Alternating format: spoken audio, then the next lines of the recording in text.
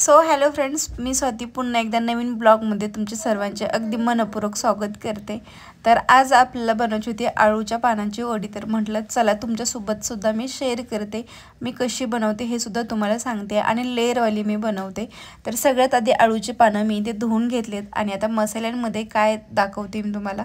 हिरवी मिरची घेतलेली, लसण घेतलेला आहे, थोडीशी जिरे घेतलेले आणि चवीनुसार मीठ। तर आता हे आहे ना मिक्सरला मी चांगल्या प्रकारे फिरवून घेते।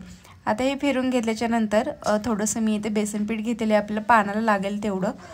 तर इथे बेसन पीठ घेतलेले मी आणि मग आता जो काही आपण हा मसाला काढलाय तो मसाला आपल्याला त्याच्यामध्ये घालायचा आहे आणि पाणी टाकून छान असं त्याचं मिश्रण तयार करायचं आहे। फक्त गिंटोळ्या ज्या आहेत ना त्या होऊन द्यायच्या नाहीत, व्यवस्थित आपल्याला त्याला मिक्स करून घ्यायचं आहे। तर आता जो मसाला काढलेला होता तुम्ही हा टाकून घेतला आहे बेसन पीठमध्ये।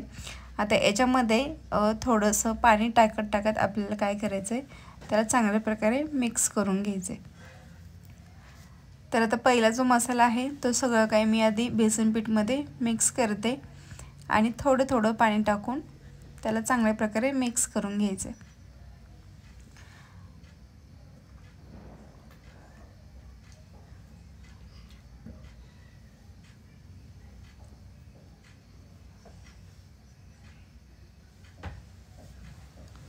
तर अशा प्रकारे बेसन जे आहे ना आपल्याला असं बनवून घ्यायचं आहे, म्हणजे जास्त पातळ सुद्धा नाही। नंतर मी घेतलेला आहे एक पातेल्यामध्ये पाणी घेतलेलं आहे आणि त्याच्यावर ना पूर्णाची चाळण ठेवलेली आहे।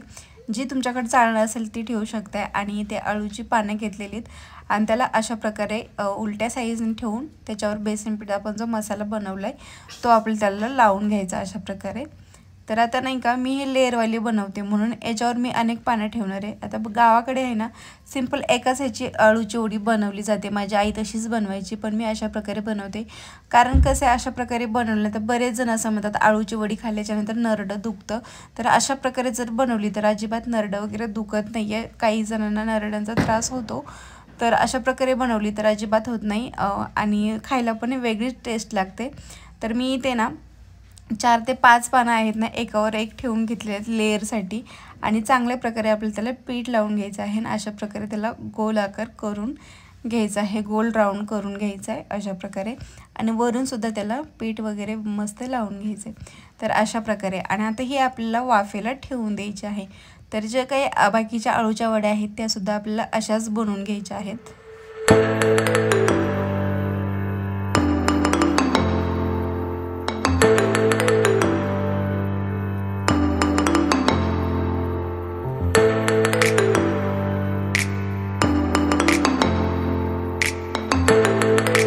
सर्व आळूच्या वड्या मी आता ठेवून घेतलेल्या आहेत आणि त्याच्यावर आता ठेवायचं आहे झाकण।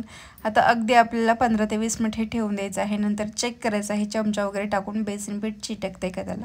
तर अगदी व्यवस्थित तयार झाली आहे। तर आळूची वडी काढून घ्यायची आणि चांगल्या प्रकारे आपल्याला कट करून घ्यायची। तर इथे मी कट करून घेतलेली बघू शकता, मस्त लेअर जे आहे ते आपल्याला दिसत आहे। तर आता आपल्याला ही आळूची वडी अशा प्रकारे कट करून आता डायरेक्ट आपल्याला तळून घ्यायची। तर तेल मांडलेलं आहे, मस्त तेल गरम होते तोपर्यंत ज्या आळूच्या वड्या आहेत त्या आपल्याला कट करून घ्यायच्या आहेत।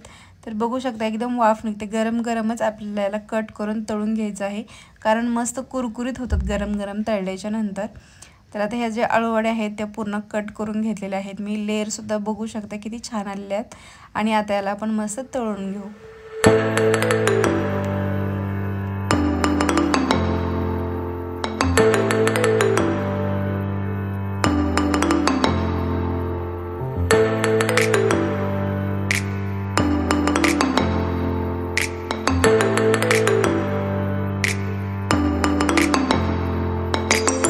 तर आता आळूच्या वड्या बघू शकताय चांगल्या प्रकारे भाजून झालेल्या आहेत, कुरकुरीत एकदम कुरकुरीत म्हणतोय ना तशा प्रकारे आपली जी आळूची वडी आहे ती तयार झालेली बघू शकताय, लेअरमध्ये सुद्धा आणि एकदम कुरकुरीत। आता ज्या काही बाकीच्या वड्या राहिल्यात त्या मी इथे तळून घेते। तर अशाच प्रकारे मी वडी बनवते, आवडली असेल तर प्लीज लाईक करा।